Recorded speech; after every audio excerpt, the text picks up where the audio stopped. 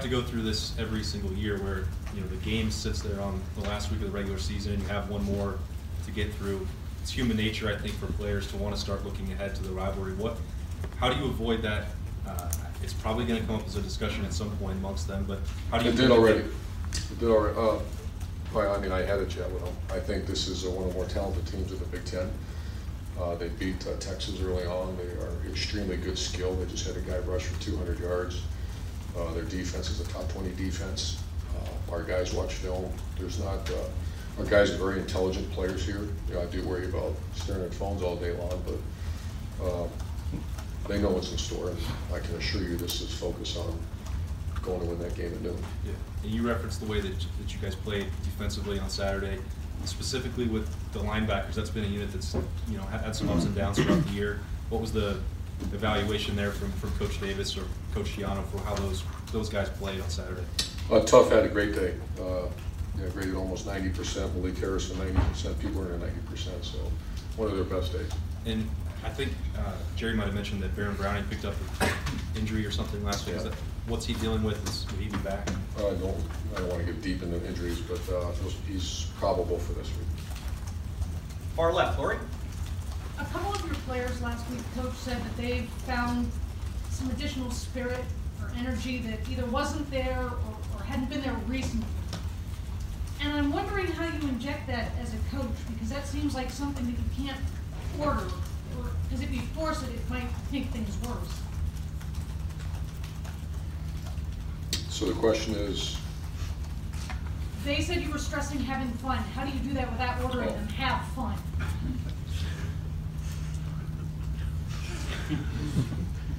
Start yelling, have fun.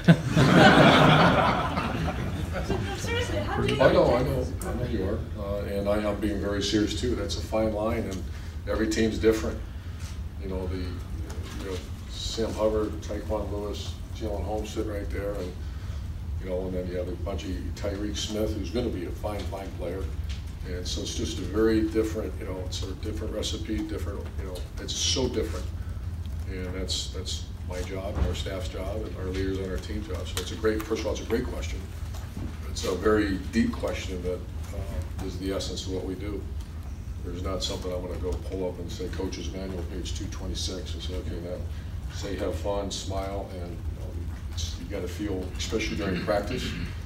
The positive is that a lot of the maybe not fun was the fact that we had so many guys hurt. And we don't know on Thursday who's going to be playing. It's a little more consistent now.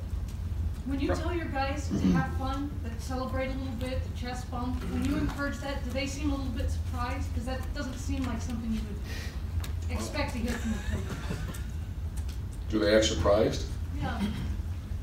I mean, believe it or not, I'm a halfway fun guy. It's been a while.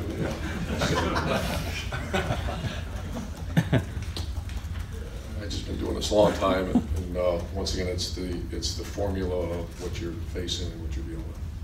Front row left, Doug. Urban, when you guys were trying to get the run game going, you had mentioned a couple times the tailbacks breaking tackles, just running a little harder.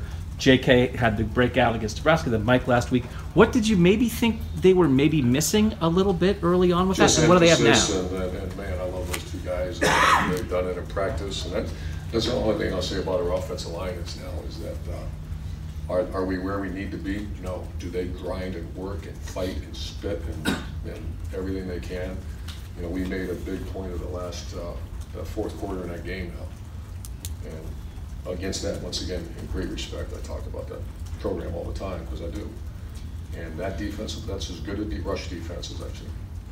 And to be able to do that, Mike Weber's last touchdown, there was a guy in a hole, he hit, spun off, and got in the end zone.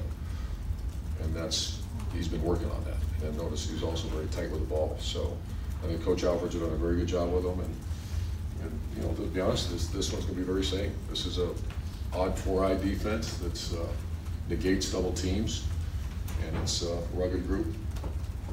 You guys also had talked about missed tackles after the Purdue and Nebraska games. Do you have a number on that? I don't have one, and I should Coach Yano, but that was one of our better days. I do not have that in front of me. And the guys had just talked about, again, it seemed like you would emphasize that during the weekend practice, and you saw that You felt like you saw that on the field Saturday then? I did, and this will be even bigger challenge just because of the skill. Their skill. This team are playing is outstanding. Front row right, Tim. Yeah, Urban, Tate Martell got into the game in crunch time 3 times, one of which was negated by a penalty. But do you see that expanding as this season matures? I do. And why? I think he gives you, first of all, he's a good player. I give him a 5 on the competitor scale. He's a elite competitor. He's worked his what off, and I do see that. But to have the confidence to put him into a game when it's... He does it.